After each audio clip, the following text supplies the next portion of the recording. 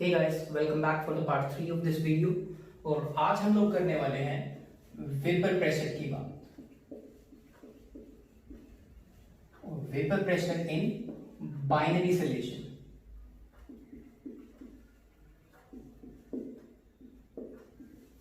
तो गाइस, जैसा कि हम जानते हैं binary solution it contains only two components, one is solute and other one is solvent. और बाइनरी सॉल्यूशन में भी हमें बात करना है लिक्विड सॉल्यूशंस की। कहने का मतलब यहां पे सॉल्वेंट हमारे पास था लिक्विड, और सोल्यूट हो सकता है कोई भी, या तो सॉलिड या फिर गैस। तो अभी हमें बात करनी है वेपर प्रेशर के बारे में। तो चलिए एग्जांपल से समझने की कोशिश करते हैं। मान लेते हैं हमारे पास एक बाइनरी सॉल्यूशन है जिसके अंदर हमारे पास एक लिक्विड सॉल्वेंट था और हमने इसके अंदर एक सॉलिड सोल्यूट डिसॉल्व कर दिया है। तो ये हमारे पास बाइनरी सॉल्यूशन था, एक सिंपल सा, जिसके अंदर लिक्विड सॉल्वेंट है और सॉलिड सोल्यूट हमने इसके अंदर डिसॉल्व किया हुआ है। तो यहां पे हम देख सकते हैं, अगर लिक्विड सॉल्वेंट को ए से डिनोट कर रहा हूं तो सोल्यूट को मान लेते हैं हम डिनोट करते हैं बी से। तो यहां क्लियर सा देखा जा सकता है। अगर इसके वेपर प्रेशर की बात करें तो सिंपल सा है, वेपर प्रेशर के बारे में बात करें तो एक रोल्स लॉ आता है और रोल्स लॉ स्टेट करता है कि vapour pressure of the component, that means the partial vapour pressure, ये बोलता है partial vapour pressure of a component from a solution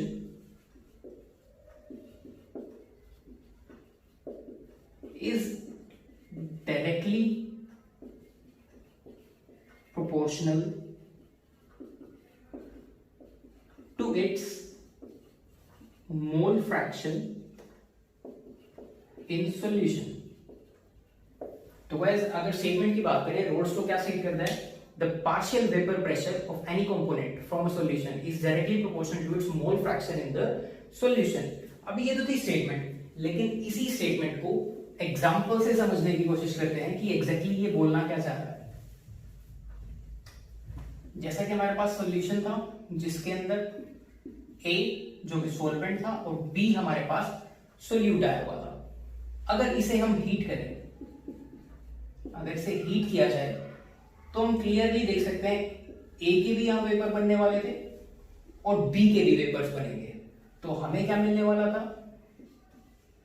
vapour pressure of A as well as vapour pressure of B. दोनों के ही vapour बनेंगे guys, तो दोनों का ही अपना अपना क्या होगा? Vapour pressure. और पी ए जो यहां पे डिनोट किया गया है, यह है vapour pressure of component A, और पी बी हम बता सकते हैं vapour pressure of the component B. तो रोल्स लॉ क्या बोलता है? Partial vapour pressure. कहने का मतलब कंपोनेंट का वेपर प्रेशर यानी Pa और Pb, it is directly proportional to the mole fraction of the component. कहने का मतलब Pa is directly proportional to mole fraction of A and Pb it is also directly proportional to mole fraction of B। ये तो थी इसकी statement की बात, लेकिन अगर जनरली हम सोचने की भी कोशिश करें, खुद से यहां पे देखें, तो एक एग्जांपल लेके चलते हैं। मान लेते हैं इसके अंदर 10 ग्राम ए था और 20 ग्राम बी आया हुआ था। मान लेते हैं कोई भी हमारे पास सॉल्यूशन था जिसके अंदर 10 ग्राम ए और 10 ग्राम बी आया हुआ है हमारे पास। अगर इसे हीट किया जाए तो क्लियरली हम देख सकते हैं, क्योंकि बी का हिस्सा ज्यादा है सॉल्यूशन में, तो वेपर्स भी किसके ज्यादा निकलेंगे? बी के। कहने का मतलब B का मोल फ्रैक्शन ज्यादा था, और अगर इसका मोल फ्रैक्शन ज्यादा है तो इसका प्रेशर भी, वेपर प्रेशर भी क्या होने वाला है? ज्यादा। A का जो मोल फ्रैक्शन है वो काफी कम है, हाफ है।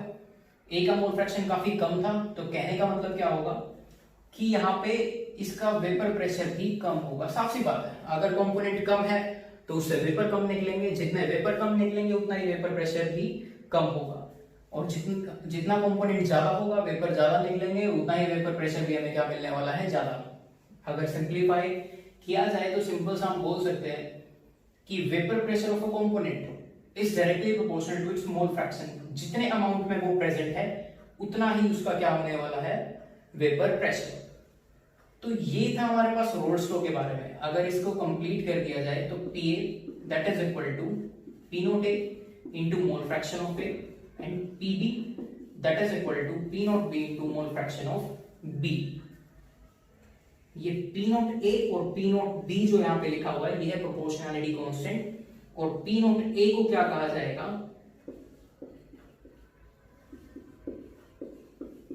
प्योर कंपोनेंट का वेपर प्रेशर। कहने का मतलब जो पी ए और पी बी है ये है vapour pressure of the components in solution. जब वो सॉल्यूशन में है उस टाइम उनका कितना वेपर प्रेशर है।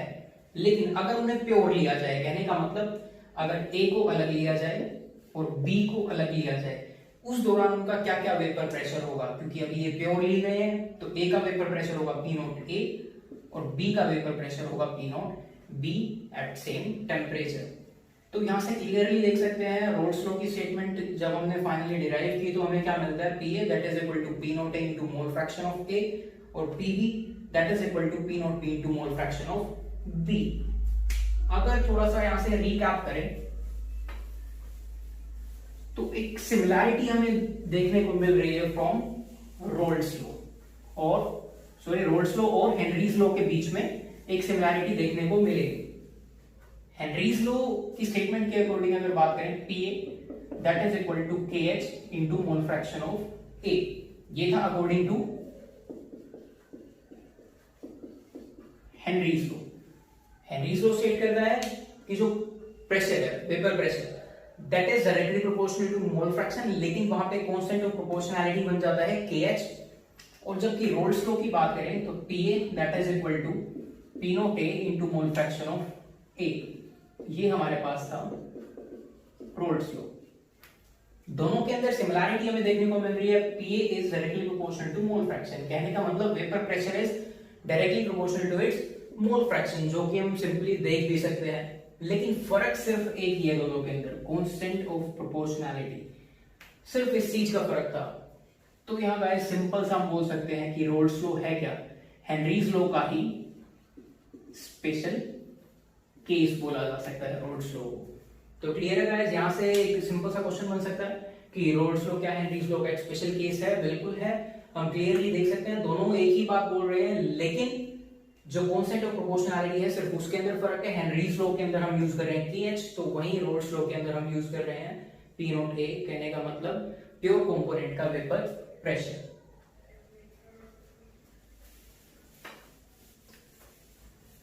इसके बाद जो नेक्स्ट टॉपिक हमारे पास आ रहा है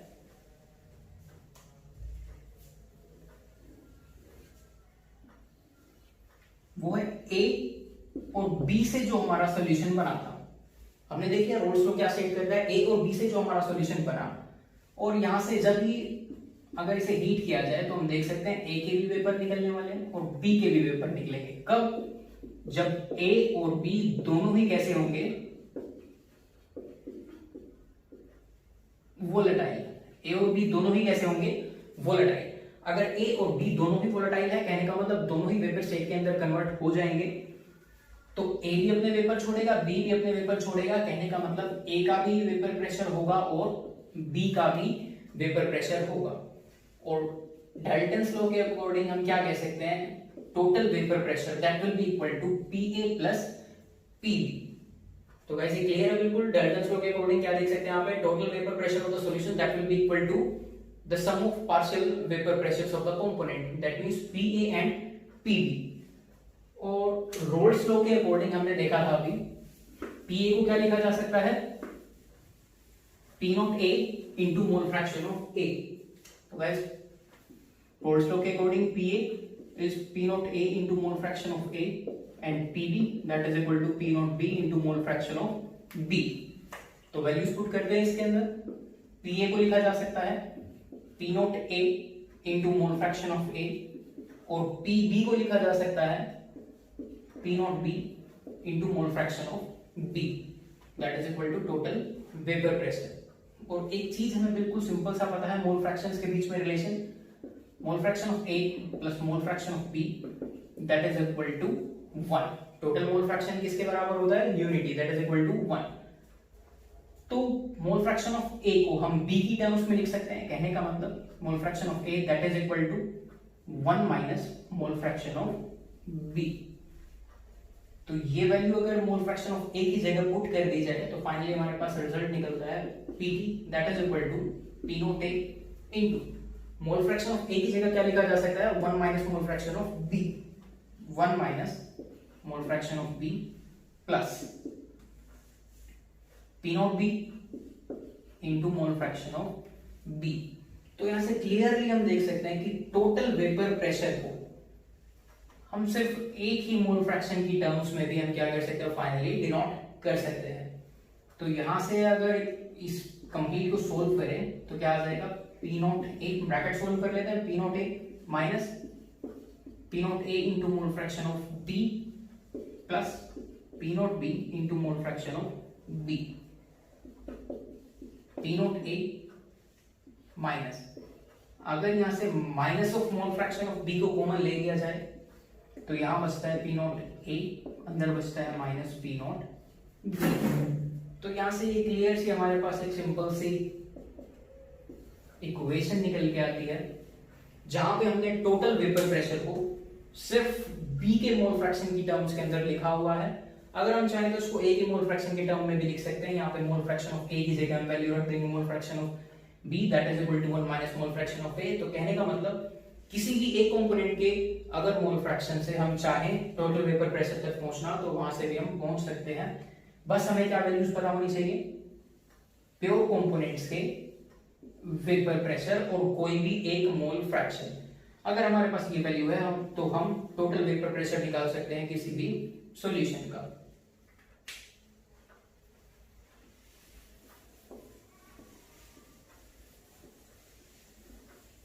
ये तो था गाइस अगर दोनों ही कंपोनेंट वोलेटाइल है। What if one of the component is non volatile, अगर कोई एक कंपोनेंट ए और बी में से मान लेते हैं ए तो था हमारे पास वोलेटाइल लेकिन बी हो हमारे पास नॉन वोलेटाइल, अगर बी हमारे पास नॉन वोलेटाइल है और ए वोलेटाइल है तो उस केस में जो सॉल्यूशन है उसका वेपर प्रेशर क्या होगा। तो पहले मॉलिक्यूलर व्यू देखते हैं फिर उसके बाद मैथमेटिकल कैलकुलेशन पे चलते हैं।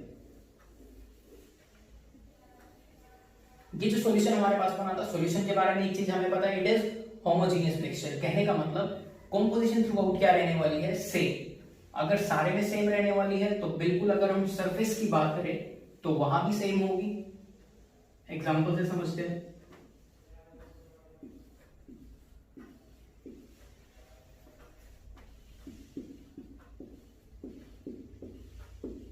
मान लेते हैं कुछ इस तरह से मॉलिक्यूल, क्योंकि ऐसा तो हो नहीं सकता सिर्फ ए होगा सरफेस के ऊपर और बी कहीं नीचे होगा, क्योंकि हमें पता है सॉल्यूशन क्या होता है, होमोजेनियस मिक्सचर। मतलब ए और बी आपस में इवनली स्प्रेड थे पूरे सॉल्यूशन के अंदर, पूरे मिक्सचर के अंदर क्या थे, वो इवनली स्प्रेड थे। कहने का मतलब अगर सरफेस लेयर ऐसी है तो बाकी सभी लेयर्स भी कुछ इस तरह की ही दिख रही होगी।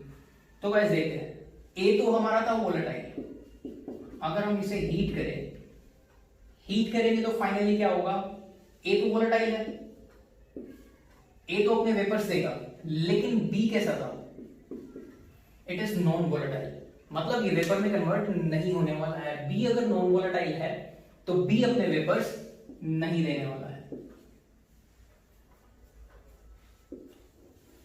ए था हमारे पास मान लीजिए सोलवेंट। तो देखिए गाइस, अगर हम लेके चलते प्योर सोलवेंट को, यानी प्योर कंपोनेंट ए को लेके चलते, अगर बी ना होता तो सारे में क्या होता, हमारे पास सिर्फ ए होता, और इसे हीट करते तो हमें क्या मिलता, पूरे सरफेस से वेपर्स मिलते। तो कहने का मतलब जो यहां से वेपर प्रेशर होता वो भी काफी ज्यादा होता। लेकिन जैसे ही हमने इसके अंदर बी ऐड कर दिया, जैसे बी ऐड करा तो यहां कुछ मॉलिक्यूल्स बी के आगे, और हमें पता है बी तो कैसा था, नॉन वोलेटाइल, तो बी तो अपने वेपर्स देगा नहीं। मतलब जो पहले पूरा सरफेस वेपर प्रेशर के लिए कंट्रीब्यूट कर रहा था, अब उसके अंदर से कुछ हिस्सा बी ने एक्वायर कर लिया, मतलब अब वेपर प्रेशर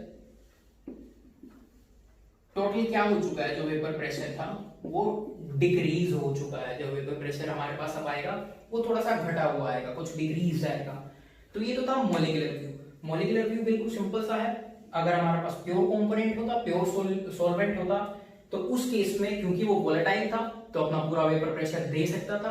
पूरे सरफेस के ऊपर जितने भी मॉलिक्यूल्स थे वो सभी अपने अपने वेपर देके और फाइनली वेपर प्रेशर के अंदर कंट्रीब्यूट कर दे। लेकिन जैसे ही हमने बी ऐड करा, जैसे कोई नॉन वोलेटाइल सॉल्यूट ऐड किया, तो वो नॉन वोलेटाइल सॉल्यूट अब वेपर प्रेशर के अंदर कोई भी कंट्रीब्यूशन नहीं देगा। कहने का मतलब ओवरऑल वो टोटल वेपर प्रेशर को डिक्रीज करता जा रहा है। तो यहां से एक चीज हम कंक्लूड कर सकते हैं सिंपल सा,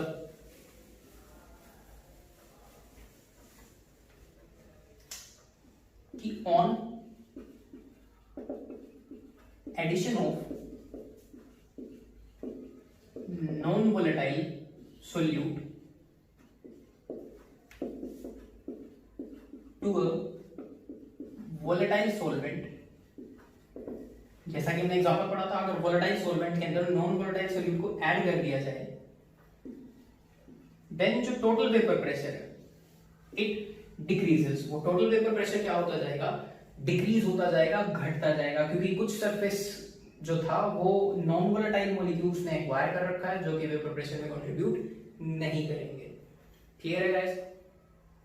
तो ये सब था आज जो हमने पढ़ा रोल्स लॉ के बारे में, वेपर प्रेशर के बारे में, कि किसी भी सॉल्यूशन के अंदर अगर हम बात करें तो वेपर प्रेशर या पार्शियल वेपर प्रेशर क्या होता है, कैसे कैलकुलेट कर सकते हैं। फिर हमने देखा अगर दोनों ही वोलेटाइल हो कंपोनेंट तो किस तरह से हम कैलकुलेट कर सकते हैं vapour pressure, roles law, Henry's law के बीच में रिलेशन देखा। और फाइनली अगर नॉन वोलेटाइल सॉल्यूट ऐड कर दिया जाए तो कैसे वेपर प्रेशर चेंज होगा, कैसे वो वेपर प्रेशर टोटल डिक्रीज होता जाएगा। ये सब पढ़ा हमने आज के पार्ट में। इसके बाद जो कल हमें पढ़ना है that is ideal and non ideal solutions के बारे में, वो यहीं से पढ़ेंगे। इसी बेसिस के ऊपर हम आगे देखेंगे आइडियल सॉल्यूशन किसे कहा जाएगा, नॉन आइडियल किसे कहा जाएगा।